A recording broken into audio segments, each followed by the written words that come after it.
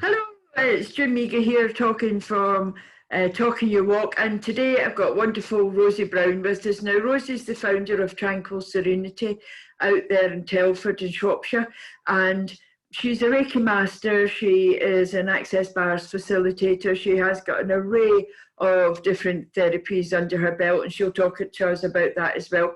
So let's welcome Rosie to today's talk. And Rosie, how did where were you born? Were you born in Shropshire or did you move here? No, I was born in Shropshire at Shrewsbury Hospital, Copthorne, as it was, maternity. Yes, I was Shropshire born and bred. Yeah. Okay. Yeah, because quite a few of the therapists I've spoke to from Shropshire were actually in the forces. Oh, really? Either Shawbury or Cosford. Wow. So I wasn't sure if there was a forces connection. So my brother was in the forces actually. Yeah, he was part of the RAF. Oh, was he out at Cosford? No, he was based in his last place because he now lives there. He was based in Chippenham. Was the last place he's based. Back in he left about 82, just after the first Falklands. Falklands or not? Yeah, the Falklands War. He left. Wow. Yeah. So. Wow.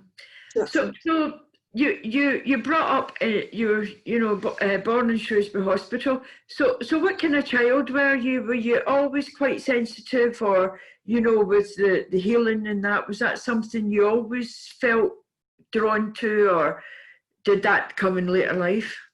It's funny because I've always been as a child, I've always known I've been different in a way.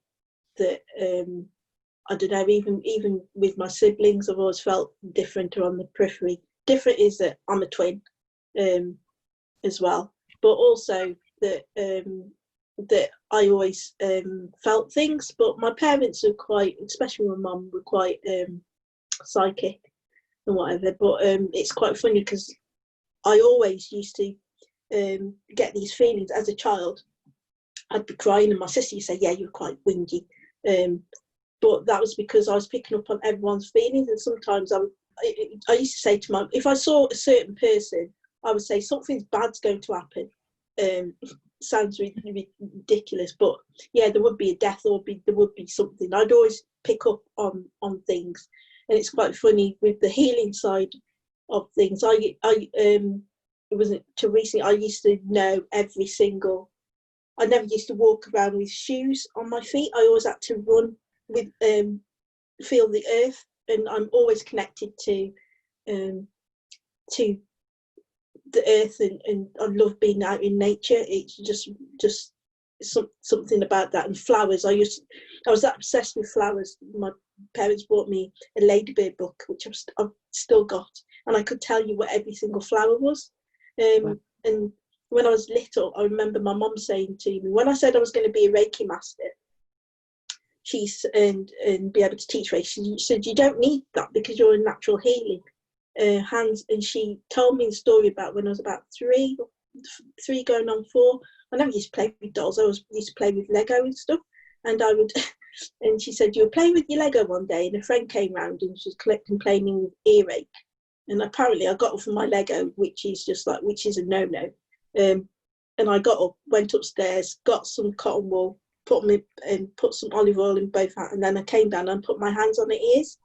And she said, you stood there for a time, and then you took your hands away, and you said it's better. You just went and played with your toys again. And she said that her friend had the best night's sleep, and the earache had gone.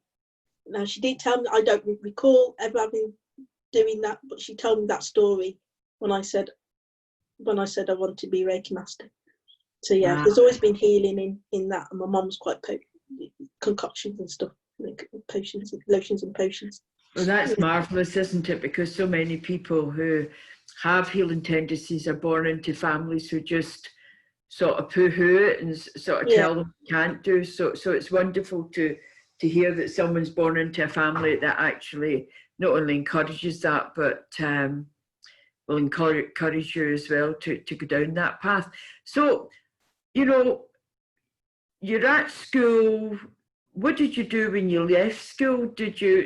I always say, as soon as I leave school, I'm going to be a healer. or did you take jobs in other sort of types of occupations? So this is quite interesting, really, because I always knew I wanted to work with my hands. And when I was at school, everyone knew what they wanted to do. And I didn't. I knew I wanted to work with my hands. So, and I was very creative. So I went to art college, but that wasn't satisfactory for me. Using my hands, it was just I was just like, I knew there's something about my hands that I had to use. Art was brilliant. I got into art. I was very artistic. I was the first one in my siblings to go to Polytechnic, as it was then, to do a degree in fine art, because it was using my hands. But there's always this healing thing. But it wasn't until the age it wasn't until I was like 32 that I actually knew that what I wanted to do. So what happened when you were 32? So you went to art school, you've done your degree. Did you then get a job as an artist, or how? No, I took a year out from my degree, and I was working as part of art college. I was working for Morrison's, the first Morrison's that opened in Shropshire, which was in Wellington. So I was there from the very beginning, and I went from college. I went there and I kept my job on whilst I went to, and I transferred to Stoke where I was. And so when I took a year out, I went and I worked in the cash office.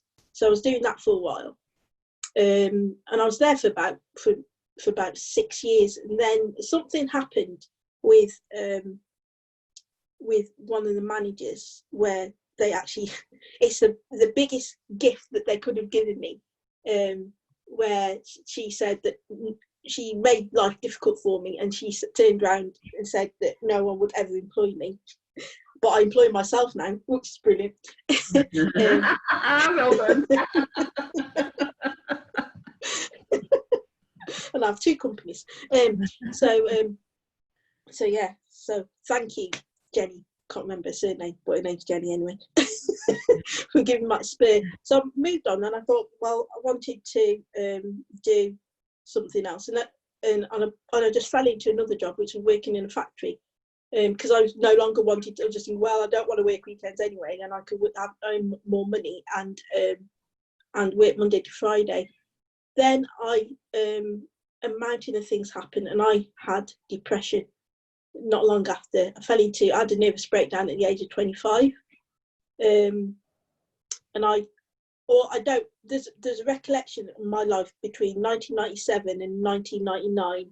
I don't really remember that much. I don't even remember, which my youngest niece and nephew, I don't really remember them being babies as such. And they're in the late 20s now, mid 20s now.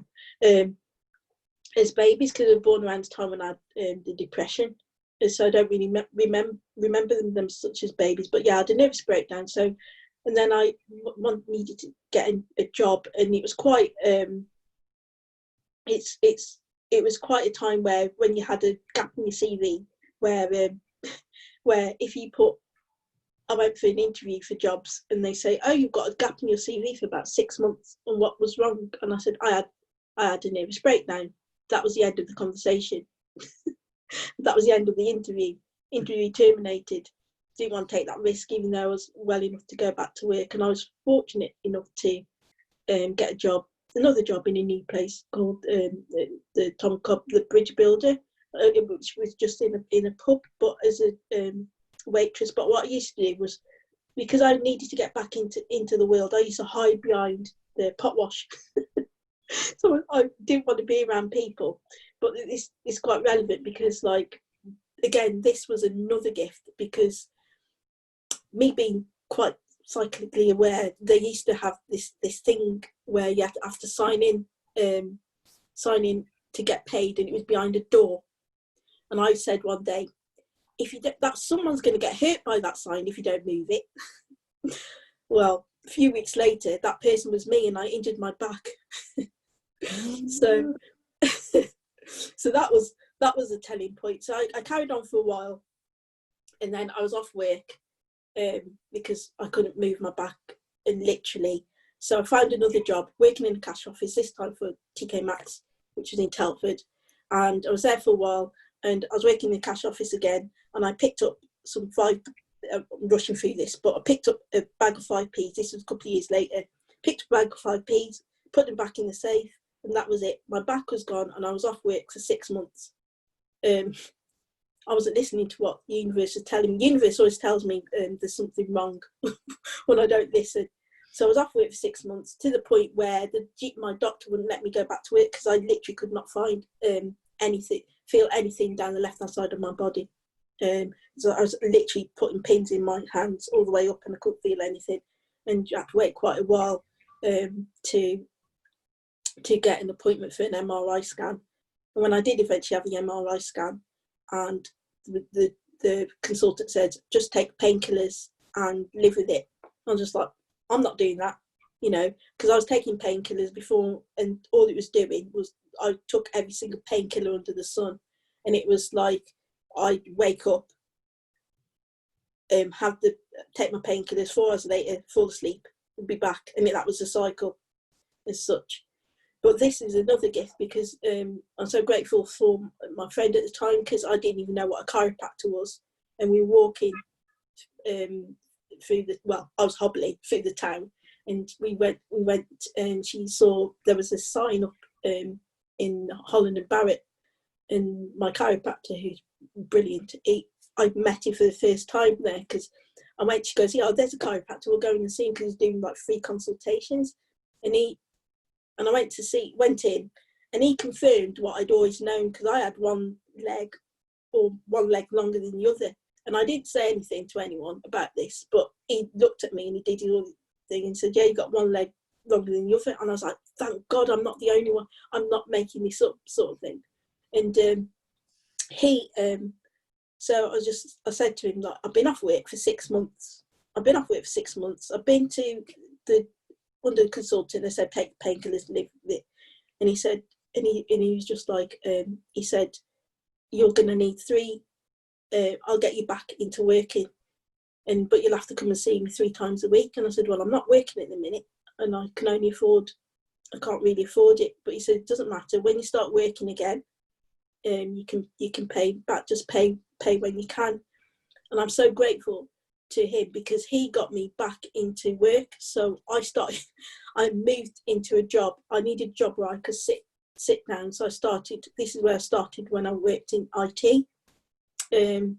So the thing with my back and the depression sort of thing, and I went into IT, and I met a friend who introduced me to another friend who was into everything holistics, angels, and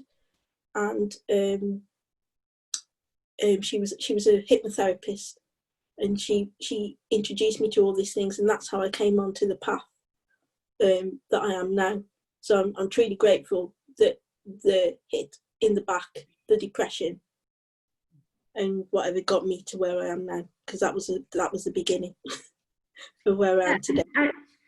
There'll be a lot of people watching this, I would imagine, who are going through maybe changes in their life at the moment and are feeling uncertain, or feeling maybe even, through depression. What sort of did you cling on to? How did you manage to get through those periods? And I know that you're saying, the painkillers and then meeting the chiro practitioner. But, did you ever doubt in the back of your mind that one day you would be okay? Did you ever doubt that? Or did you always know, I'm going to get through this? The first period of the depression, I did not want to be it.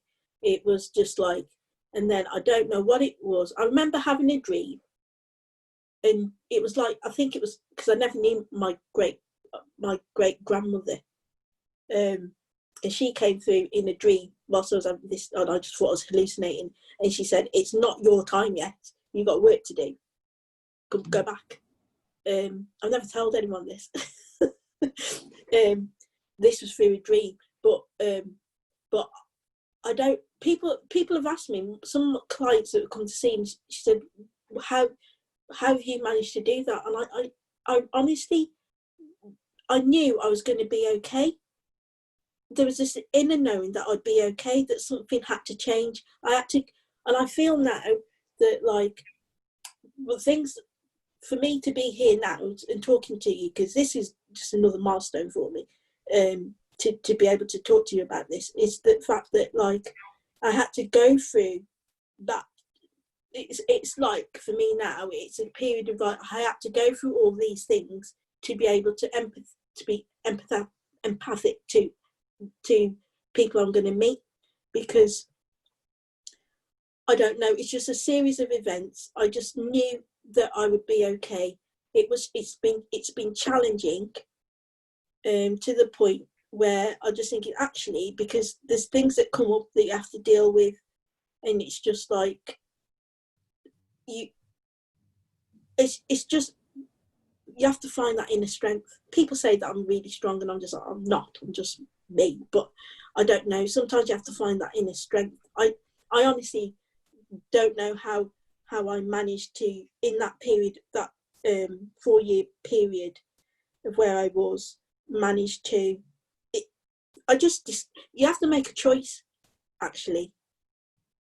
You can either choose to stay rock bottom, or you can choose to fight for something greater.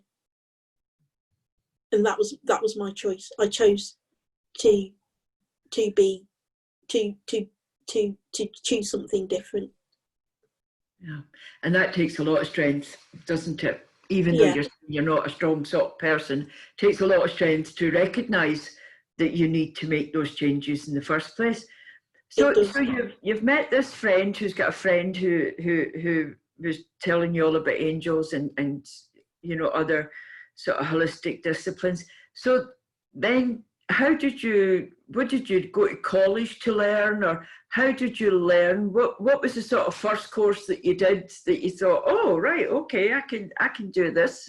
Well, I did she used to do lots of different workshops, so I went on those, and then I can't even remember how I got onto Reiki, to be honest, but I went for a Reiki session with I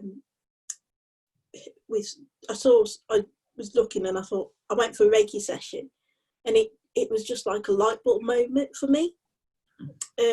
When after this one session, she said to me, I remember after this session, she said, "Oh, don't get up, because don't get too quickly, because you might feel a bit dizzy." And I was just like, "I'm fine." No, I literally fell off the massage table. I got up and I fell off. And I was just thinking, oh my God, I need to learn this. This is what I've been looking for. This is what I wanted to learn. So I met, she told me about who a Reiki master was, Arvid Bagmanian, and she was away in Barcelona at the time, and she got me in contact with one of his students, Jean Elscott, who was doing Reiki. So I went for a few sessions with it, and it was just like, I want to learn this. And she says, well, Arvid's away for another, I think it was in November, I decided, and for me, I just think I need to learn this straight away. and it's just like, well, she's not back till May. I was just like, what? That's 6 months. I can't possibly wait 6 months, but I did. I waited 6 months. I was having Reiki treatments, and literally in the May of 2004, I learned Reiki 1, and things started to shift dynamically. I wouldn't say boo to a goose. If some people that knew me before I did Reiki, they were just like, oh my God, you're not even the same person that you were. So yeah, that was back in 2004, and I was just like, oh, I've learned this tool, this is so good. And I was working on myself, and then 9 months later, I did my Reiki 2, and so much expansion from that. Things started to shift in my job, everything in my world, and I started what's the word I'm looking for? I started giving people Reiki as well, because I was just using it for myself, but I became a practitioner, and I've been a practitioner since 2005, and using it on others, using it on my family, friends, anyone who'd want the Reiki. But you know, just using those tools, and I became a Reiki master teacher in 2010. And it's quite funny, because when I decided I was going to become a Reiki master, I was told the story about that. My Reiki master, I said, I'm ready to do my Reiki mastership. And she said, Rosie, you've been ready for a very long time, but I'd like to wait for you to decide to do that. So it's just like, healing has always been part of me. And it's been think about, it's only in the last few years I've accepted that I'm truly becoming aware of, well, in the last 2 years, when I went to discovered access consciousness, things have come even further for me, because even doing like colour therapy or Soma, practitioner, and that just expanded stuff for me. But it's a fact that, like, I'm also grateful for those people that have turned up, come up in my life, and even when you have barriers and obstacles, I realise those are the gifts, because we can go so much further if we truly want to. It's all about choice. So when you've qualified and that, when did you start Tranquil Serenity? When did you, what made that jump from having a secure job in IT to actually opening your own business? Because that's quite a leap as well, isn't it? It is a leap of faith. But the thing was that I was going, I could feel myself. This is the thing now. Having had a nervous breakdown, I'm now choosing, if anything is not good for my mental health and well-being, I will not do it anymore. I will not continue with it. That's a choice I've made. I never want to go back to that position. I never will. If I recognise that I'm falling into that trap or whatever, I will just live. So back in 2009, just after my dad passed away in 2007, and that was quite, to see someone die from cancer, just like, it wasn't very nice. So, and I was working, I had a very well paid job. I was working a lot, dealing with the grief of my dad, but it got to a stage where I was literally going to work, and I would get my anxiety would start 4 o'clock on a Sunday afternoon, and it will continue until 4 o'clock on a Friday. And it was just like, something's got to change here. And it was the job. I was thinking, you know what, I'm passionate about my therapies. I'm going to make that leap. So I decided I was going on holiday. I'd saved up, and I was going on holiday for the first time, and I thought to myself, I'm going on holiday, and I'm going to have to come back to work, and that anxiety is going to start again. When I just know, so that's going to be a waste of money and valuable time. So I decided that I was just going to. I just thought, after my holiday, I am not going back to work, and I made a decision to. Tranquil Serenity was born. I just thought, I'm doing my therapies. I don't want to go back to work in that sort of office environment. I'm going to do that, and that's how it all started. And it was a push for me, because I'd been making the corporate world take over my life, and not doing the healing work. So it was, for me, it was had to be that stop. But I naively, in that time as well, even though I started it, and people say, "Oh, you're very brave. You're just going to give up your full-time job." It's like, yeah, I'm going to do that. But in my naivety, I saved enough. But in my naivety, I was paying myself the same wage that I was when I was working full-time and setting up a business. Not very clever. So the money dried up, and I remember that literally I was down to my last £100. And I was just thinking, oh, I'm going to lose everything. So I had to get a part-time job, another part-time job, and then even still doing my therapies. And then I made the demand. I was just like, well, this isn't really constructive. I'm doing something part-time and it's not really bringing much of an income. So I went back contracting. But this time I went, it meant travelling. So, and I got caught up in there because I just being a contractor and got caught up in the money because I was getting paid quite a bit. And again, the therapies got sidelined, too tired because I was just going around in a circle really. And then it wasn't until 2 years later afterwards my contract was being renewed, and that they were moving another 25 miles away, which means it would be 150 round mile trip each day. And I was just like, no, I'm not doing that. I'm not doing that anymore. And they said, oh, we'll pay you some more money. I said, it's not about the money, it's about my well-being. And I decided that I was going to stop. And so I did my therapies again. I started doing my therapies, and I've been doing it ever since, and working part-time as well, doing contracting.